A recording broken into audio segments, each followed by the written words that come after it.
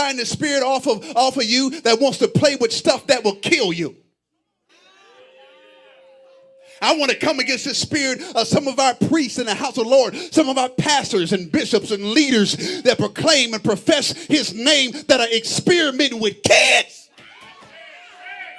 Touching and fondling and against their will and having them ride with you to your ministry engagements so you can fondle them. Oh, I know the devil is a liar. You mad today? So you can touch them in ways. Come on, hear somebody. And if you are a part of a ministry that has a spiritual leader that's touching kids, you are just as wrong. They need to be, and you, in somebody's nearest jail.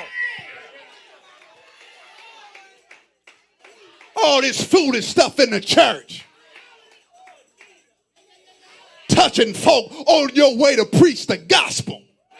Fondling people and don't tell nobody and holding secrets, and they don't know they better because kids are impressionable. So you are manipulating them to think that this is okay when it's a lie because nobody dealt with you. There need to be a mass lockup. A mass lockup of some preachers that have touched kids. How dare you? And I wish a joker would. Think about touching mine. I'm going to jail that day. I'm a resign that day. I'm going to act a plumb fool in Jesus' name. I'm going to knock them out in Jesus' name. I'm going to handle my business. I'm going to jail that day. Goodbye. I ain't gonna have it.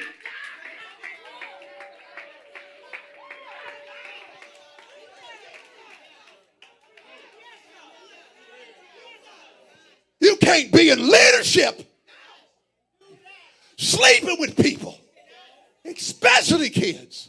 Oh, we don't want to talk about this. We done let down our boundaries. We done let down our boundaries. We done let down our boundaries. Some of y'all done came to church, no drawers on, because you're looking for to be enticed. You want somebody to touch you and sleep with you.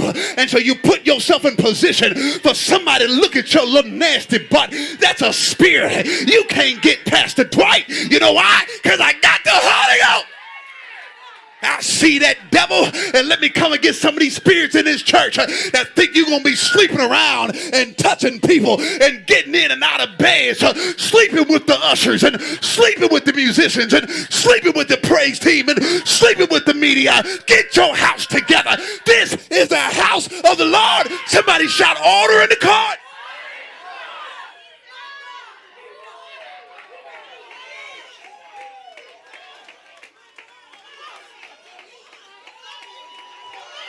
Y'all better come on here and get this word.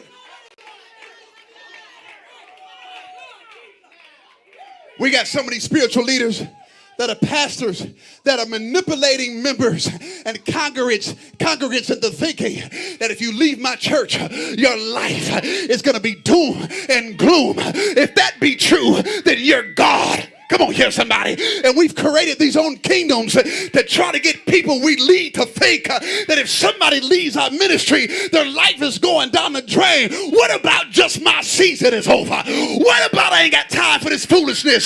Stop manipulating the people of God and loose them and set them free.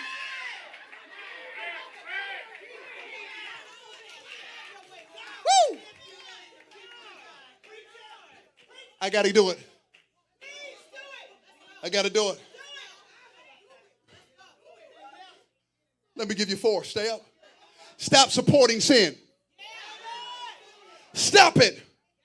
Look at somebody and say, stop it. Mama, stop encouraging your son to be a girl. Stop encouraging your daughter to be a boy. That is a spirit, and we've let folk get away with this mess. Oh no! Either you gonna, as for me and my house, we gonna serve the Lord. And I'm gonna tell you the truth: we have lost our minds, and some of us are believers in the house of God, and we're making all of these concessions to demons to let them in because we ain't got no standard.